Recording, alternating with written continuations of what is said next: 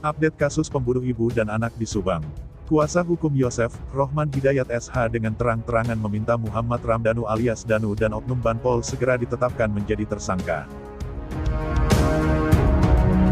Namun sebelum kita bahas, mohon subscribe channel ini dulu, agar kalian gak ketinggalan berita-berita menarik dari kami. Kalau sudah, mari kita lanjut. Pernyataan mengejutkan kuasa hukum Yosef Subang ini bukan tanpa alasan, karena menurutnya Danu dan Oknum Banpol itu telah leluasa menerobos garis polisi, Police Line, tempat kejadian perkara TKP kasus pembunuh ibu dan anak di Subang yang menewaskan Tuti Suhartini dan Amalia Mustika Ratu. Menurut Rohman Hidayat, bila menerobos berarti sudah melanggar KUH pidana karena saja mereka menghilangkan barang bukti seperti diatur dalam pasal 22 ayat 2 KUHP.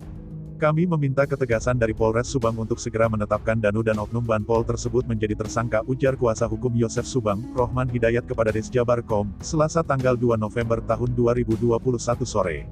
Rohman Hidayat pun membuat pernyataan itu karena memang kuasa hukum Danu pun mengakuinya bahwa Danu disuruh Oknum Banpol untuk masuk ke TKP pembunuh ibu dan anak di Subang. Sebagaimana diberitakan media melalui pengacara Danu, sehari setelah kejadian yakni tanggal 19 Agustus tahun 2021, disuruh Yoris menunggu di sekitar TKP.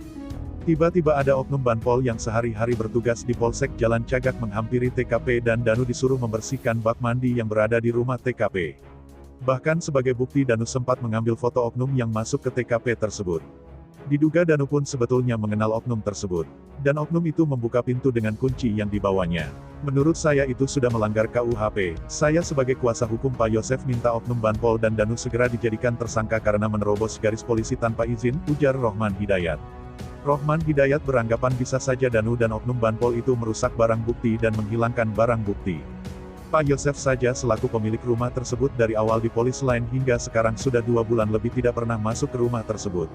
Padahal Yosef yang punya rumah tersebut, ujar Rohman. Dan sekarang malah terungkap ternyata Danu dan Oknum Banpol itu masuk setelah kejadian yang sudah dipasang garis polisi. Ini kan jelas-jelas melanggar hukum karena yang boleh masuk itu adalah penyidik kepolisian, kenapa Danu bisa masuk ke TKP? Terlepas tahu tidak tahu soal hukum menerobos garis polisi, tapi itu sudah jelas ada aturan KUHP-nya dan jelas perbuatan itu melanggar hukum, ujarnya. Yang jelas setelah di Police Line siapapun tidak boleh masuk ke TKP dan barang siapa yang masuk itu sudah melanggar KUHP dan bisa dijadikan tersangka, makanya saya minta polisi segera menetapkan Danu dan Oknum Banpol sebagai tersangka, ujarnya. Rohman Hidayat pun sambil memberikan aturan KUHP tentang ancaman pidananya.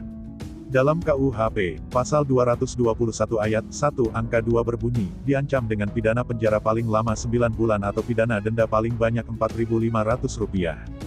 1. Barang siapa dengan sengaja menyembunyikan orang yang melakukan kejahatan atau yang dituntut karena kejahatan, atau barang siapa memberi pertolongan kepadanya untuk menghindari penyidikan atau penahanan oleh pejabat kehakiman atau kepolisian, atau oleh orang lain yang menurut ketentuan undang-undang terus-menerus atau untuk sementara waktu diserahi menjalankan jabatan kepolisian.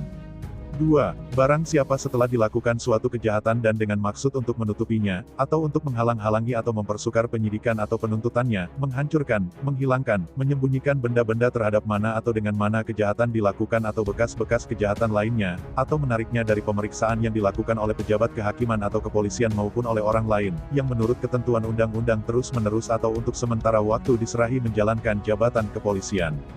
Rohman Hidayat pun mencurigai tingkah laku mereka atas masuknya ke TKP kasus pembunuh ibu dan anak di Subang.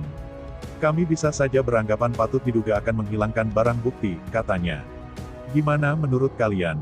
Terima kasih telah menyimak video ini dan jangan lupa like, komen, dan subscribe.